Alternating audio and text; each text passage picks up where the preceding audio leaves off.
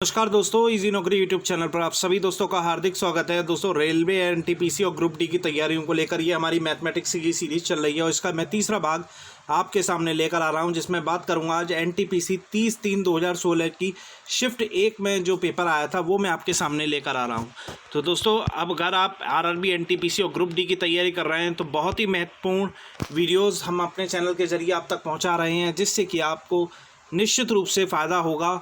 सभी से मैं अनुरोध करूंगा, सब्सक्राइब कर लें चैनल को और बेल आइकन क्लिक कर लें, क्योंकि जब तक ये नहीं करेंगे तब तक हमारे नोटिफिकेशन आप तक नहीं पहुंचेंगे। तो शुरू करते हैं शिफ्ट 1 30/3/2016 का पेपर। तो दोस्तों, क्वेश्चन था a - b का होल स्क्वायर प्लस 2ab का मान पूछा गया था क्या। तो आप सभी को मालूम है a - b का होल स्क्वायर जब हम खोलते हैं तो a square plus b square minus 2ab plus 2ab हमारे पास है ही है, तो हमारा जो इससे ये कट गया तो a square plus b square हमारा आंसर आ गया। दोस्तों, चंद सेकंड में, इतने कठिन सवाल नहीं आएंगे कि आपको ज़्यादा समय लगे, चंद सेकंड में आपका सवाल होगा अगर आपको आता है तो। इनमें से पूछा है कि सबसे कम कौन सा होगा, तो 0.5 बराबर 0.5 होता है, 1 डिवाइडेड 0.5 बराबर 2 होता है। ये ऊपर ले जाएंगे, जीरो पॉइंट हटाएंगे, जीरो बढ़ा लेंगे, 5 दूनी 10। 0.5 का मल्टीप्लाई 0.25 होता है और 0.5 इंटू 2 का मल्टीप्लाई 1 होता है। तो आप देखेंगे सबसे जो छोटी संख्या आ रही है 0.25 आ रही है, ये सही जवाब होगा। अगला क्वेश्चन है 10 दर्जन सेब, 15 दर्जन आम, 20 दर्जन संतरे बेचने के लिए रखे गए हैं। प्रत्येक में क्रमशः 1/2, 1/3, 1/4 भाग जोड़ दिया तो अब बेचने के लिए कुल कितने फल हैं। बहुत आसान है दोस्तों, देखिए कुल फलों की संख्या सबसे पहले कौन सा है, ये है सेब, आम और संतरे। तो दोस्तों, सेब हमारे पास 10 हैं, इसमें 1/2 और जोड़ देते हैं, यानी कि 10 गुणा 1/2। इसके बाद अगला फल है 15, इसमें 1/3 जोड़ रहे हैं, तो इस तरह से कर देंगे 15 + 15 गुणा 1/3। और इसमें अगला फल है 20 संतरे जो हैं, 20 गुणा 1/4, सबको जोड़ लेंगे तो 720 आपका आंसर आ जाएगा। अगला क्वेश्चन है x स्क्वायर प्लस x - 2 के गुणनखंड ज्ञात कीजिए। तो दोस्तों, आप देख रहे हैं x आ रहा है और 42 गुणा आनी चाहिए किसी भी संख्या का, तो 7 × 6 = 42 और 7 में से 6 गया 1, यानी कि 7 और 6 इसके गुणनखंड हो जाएंगे। तो यहाँ से निकाल लेंगे x square plus 7x - 6x - 42। x + 7 common आ रहा है तो x - 6 और x + 7 इसके गुणनखंड हो जाएंगे। अगला क्वेश्चन है कार ए से दोगुनी दौड़ रही है। यदि ए 1.5 घंटे में 90 किलोमीटर दूरी चलती है तो बी की गति क्या होगी। तो सबसे पहले दोस्तों, हमें जब जो चीज़ सबसे ज़्यादा दे रखी है वो चीज़ निकालनी है। तो यानी कि ए हमें दे रखा है, 1.5 घंटे भी दे रखा है और 90 किलोमीटर दूरी भी दे रखी है, यानी कि 4 बराबर दूरी बटे समय। यहाँ से हम निकालेंगे तो ए की गति तो 90 किलोमीटर दौड़ती है, यानी कि 1.5 घंटे में से हम 3/2 घंटे कहते हैं, सॉल्यूशन करेंगे तो 60 किलोमीटर प्रति घंटे आ गई।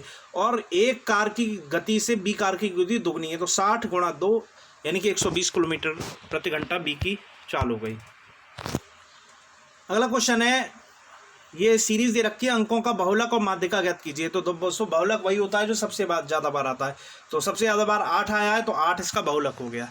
अब माध्यिका निकालनी है, तो माध्यिका का फॉर्मूला होता है n + 1/2, यानी कि कुल पद प्लस 1/2, यानी कि 5वां पद। 5वां पद संख्या में कौन सा है,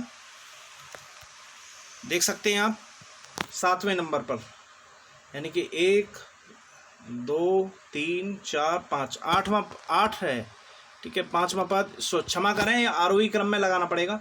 उसके बाद 7वां पद है 1, 5वां पद 2 3 4 5, यानी कि 7 इसका माध्यिका होगी। एक व्यक्ति 3 किलोमीटर प्रति घंटे की गति से चलता है और आधे रास्ते तक पहुंचने के बाद अपनी गति को दोगुनी कर देता है। 5 घंटे में तक चलता है और उसके बाद तय की गई दूरी क्या करनी है। तो दूरी दोस्तों, दूरी हमने मान ली x, ठीक है, x दूरी मान लिया और समय बराबर होता है दूरी बटे चाल, यानी कि पहली जो दूरी थी x/2, यानी कि पहले जो 3 किलोमीटर की दूरी थी, 3 किलोमीटर की जो दूरी थी, देखिए यहाँ 3 किलोमीटर प्रति घंटे की चाल थी जो, तो यानी कि दूरी x हो गई, आधी दूरी को हम x/2 कर सकते हैं, तो 3 किलोमीटर प्रति घंटे की चाल हो गई। दूसरी जो दूरी थी वो x/2 थी, यानी कि आधी पार कर ली, आधी और बचेगी, और इसका हम डबल कर देंगे, यानी कि जो चाल है वो डबल हो गई, बराबर कर देंगे 5 किलोमीटर के। दोनों को सॉल्व करेंगे तो आपका कुल दूरी आ जाएगी 20 किलोमीटर। एक आयत का क्षेत्रफल 168 वर्ग सेंटीमीटर है, चौड़ाई 7 सेंटीमीटर, तो उसका विकर्ण की लंबाई क्या होगी। तो दोस्तों आयत का क्षेत्रफल दे रखा है 168, लंबाई गुणा एल इंटू बी बराबर 168 कर देंगे, जो क्षेत्रफल बराबर होता है, तो लंबाई यहाँ से निकल जाएगी 24 सेंटीमीटर। विकर्ण का जो फॉर्मूला होता है L² प्लस B², यानी कि लंबाई का स्क्वायर प्लस चौड़ाई का स्क्वायर अंडर रूट में। तो यहाँ से आपका विकर्ण 25 सेंटीमीटर निकल जाएगा सॉल्व करने पर। अगला क्वेश्चन है, यदि थीटा बराबर 30 डिग्री हो तो tan स्क्वायर थीटा और cot स्क्वायर थीटा का। तो दोस्तों सीधा मान रखना, आपको याद रखनी है इस टेबल, ताकि आप हैंड टू हैंड कर सकें। तो tan स्क्वायर 30 का मान होता है 1/√3 का स्क्वायर, cot स्क्वायर 30 का मान होता है √3 का स्क्वायर। दोनों को सॉल्व करेंगे तो 10/3 आंसर आ जाएगा। दोस्तों अब पूछा गया है 11, 17, 10, 13, 9 का मानक विचलन या स्टैंडर्ड डेविएशन क्या होगा। तो दोस्तों यहाँ पर एक फॉर्मूला होता है सिग्मा x माइनस m का होल स्क्वायर, अगर हम मानक विचलन ज्ञात करते हैं तो दोस्तों यहाँ पर x व्यक्तिगत पद है, m माध्य और n पदों की संख्या है। तो सबसे पहले हम माध्य निकालेंगे। माध्य निकालने के लिए होता है टोटल जितनी भी संख्या है उसे जोड़कर और जितने संख्या में पद हैं उनका भाग कर देते हैं, तो यहाँ से हमारा माध्य आ गया। तो फॉर्मूला लगाएंगे सिग्मा x जो है व्यक्तिगत पद, यानी कि पहला पद क्या है 11 और माध्य क्या निकला है 10 माइनस 10 तो स्क्वायर। इसी तरह से दूसरा पद 7, माध्य क्या है 10। तो इस तरह से हम इसे सॉल्यूशन करेंगे, वहाँ से हमारा लास्ट में आकर जब इन सबको योग करेंगे तो उसके बाद जो मानक विचलन है वो हमारा आ जाएगा। एक आरोही क्रम की एक सीरीज दी है, इसमें पूछा गया कौन सा आरोही क्रम है। आरोही क्रम दोस्तों जो होता है वो छोटे से बड़ा, तो छोटे से बड़ा, तो सबसे छोटा देखिए, इनको भाग विधि द्वारा हम देख लेते हैं कि कौन सा विकल्प है। 1 मिनट लगता है, 1 मिनट से भी कम समय लगता है जिसमें हम ये देख सकते हैं। तो दोस्तों भाग विधि में ये देखना है आप, 0.5 सबसे कम है, उससे ऊपर 0.67 है, 0.7, तो सी जो है वो इसका सही जवाब है। अगला क्वेश्चन है ए का अर्थ प्लस है, ऐड का अर्थ इनटू है, इस तरह से एक सीरीज दे रखी है। इसमें आपको इनकी जगह जो चिन्ह दे रखे हैं वो उनको आप कैलकुलेट कर दीजिएगा, आंसर आपका हाथ में होगा। अगला क्वेश्चन है इन अंकों का माध्य ज्ञात कीजिए। तो दोस्तों माध्य का भी मैंने बताया था, कुल जितने भी नंबर्स हैं उन्हें जोड़ लेंगे बटे जितने नंबर्स हैं उनकी संख्या से उसे भाग कर देंगे। तो कुल नंबर्स हमने जोड़ लिए, उसके बाद कुल संख्या है इनकी 7, तो 70/7 यानी कि 10 आपका सही विकल्प आ जाएगा। 1 दर्जन केले का मूल्य 5 रुपये है, 1 दर्जन संतरों का मूल्य 15 रुपये है, तो 1.25 दर्जन केले और 3/4 दर्जन संतरों का मूल्य क्या होगा। तो दोस्तों 1 दर्जन में 12 किलो होते हैं, 12 किलो का मूल्य है 5 रुपये, ठीक है।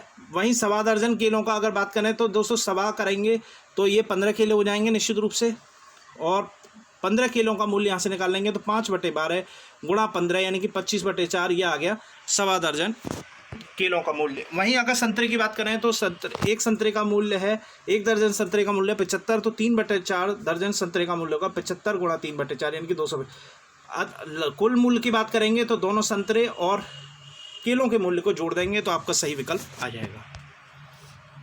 एक वर्गाकार मैदान के प्रत्येक किनारे को 100 पौधों से रोपा गया है, पूरे मैदान को रोपने के लिए कितने पौधों की जरूरत होगी।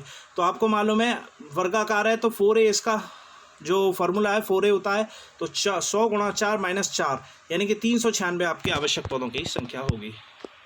एक क्वेश्चन दिया है cos थीटा बराबर यदि 4/5 हो तो sec थीटा और कोसेक थीटा का मान क्या होगा। तो दोस्तों cos थीटा होता है लंब बटे आधार बटे कर्ण, तो आधार हमारा 4 दिया हुआ है और कर्ण हमारा 5 दिया हुआ है। जो पाइथागोरस प्रमेय है उसके माध्यम से हम लंब निकाल लेंगे, ठीक है, ये लंब निकाल लिया 3। sin थीटा बराबर होता है sec थीटा बराबर होता है 1/cos थीटा, कोसेक थीटा बराबर 1/sin। तो इसमें मान रख देंगे जिससे कि हमारा जो आंसर है वो 35/12 के रूप में सामने आ जाएगा। यदि एक बहुभुज में 9 भुजाएं हैं तो उसका आंतरिक कोण क्या होगा। दोस्तों इसका फॉर्मूला होता है, किसी बहुभुज में अगर कोण भुजाएं दे रखी हैं तो उसके आंतरिक कोण के बारे में एक फार्मूला होता है 2n - 4 × 90 डिग्री बटे n। तो 2 गुणा 9 भुजाएं जो हैं -4 गुणा 90 डिग्री बटे 9, इससे आपका सही जवाब आ जाएगा। फॉर्मूला विशेष याद रखना आपको। यदि 3a बराबर 2b बराबर c हो तो abc का अनुपात क्या होगा। तो सिंपल है दोस्तों, इसे हम x मान लेते हैं, बाद में x मान लेते हैं, तो 3a बराबर x, तो a बराबर x/3, b बराबर x/2 और c बराबर x मान लेंगे। यदि x बराबर हम इस तरह से अनुपात में रख लेंगे, यदि x बराबर हम यहाँ पर 1 मान लेते हैं तो आपका जो सही अनुपात है वो आ जाएगा। यदि एस और टी एक काम को 50 दिनों में पूरा करते हैं, 20 दिनों के साथ एक साथ काम किया, उसके बाद वह छोड़कर चला गया, बताइए कितने दिन काम बाकी रह गया। देखो एस और टी का पहले एक दिन का काम निकालेंगे, वो निकलेगा 1/5, और 20 दिनों तक काम किया, 20 दिनों में कितना कर लेंगे 2/5, शेष काम कितना बचा 1 माइनस 20 दिनों में जो है हम यानी कि 2/5 माइनस कर देंगे, सही जवाब आपका आ जाएगा। 280 और 144 का जो महत्तम समावर्तक है, तो उसे दोस्तों 144 280/144 भाग विधि के द्वारा आप महत्तम समावर्तक आ जाएगा। इसका महत्तम समावर्तक 8 आएगा। 500 रुपये प्रति दर की दर से 3 वस्तुएं खरीदने के लिए वस्तुएं खरीदने पर एक मुफ्त दी जाती है। सौदे में कुल दोस्तों पहले भी मैं बता चुका हूं, जहां 3 वस्तुओं के संग चार्ज लिया जा रहा है और एक वस्तु फ्री दी जा रही है, उसका सही जवाब है 33.33%। निकालने की जरूरत नहीं है, 3 वस्तुएं आपको मिल रही हैं, एक फ्री में मिल रही है, तो उसका जो छूट की दर है वो 33.33% कर दीजिए, सही जवाब। आर ने 13% वार्षिक ब्याज की दर से साधारण ब्याज 1200 रुपये उधार ली। आर को 5 वर्ष बाद कितनी धनराशि का बनाना होगा? तो दोस्तों SI बराबर होता है PRT/100। सीधा फॉर्मूला आप लगाएंगे, सारी चीज़ें आपको दे रखी हैं, तो भुगतान देने वाली ब्याज मूलधन प्लस ब्याज जो आ जाएगी उसे आप जोड़कर सही जवाब दे देंगे। एक क्वेश्चन है LMN और UVW एक समरूप त्रिभुज हैं, तो S का मान क्या होगा? तो दोस्तों यहाँ से आप देख रहे हैं समरूप में LM समरूप है UV के, ठीक है। यहाँ से MN समरूप है VW के, दोनों को बराबर कर लेंगे, यानी कि LM/UV बराबर होगा MN/VW। यहाँ से S हमें ज्ञात करना, बाकी के मान आपको यहाँ चित्र में दे रखे हैं, सिंपल है। S यहाँ से आपको क्रॉस मल्टीप्लाई कर आ जाएगा, सही जवाब।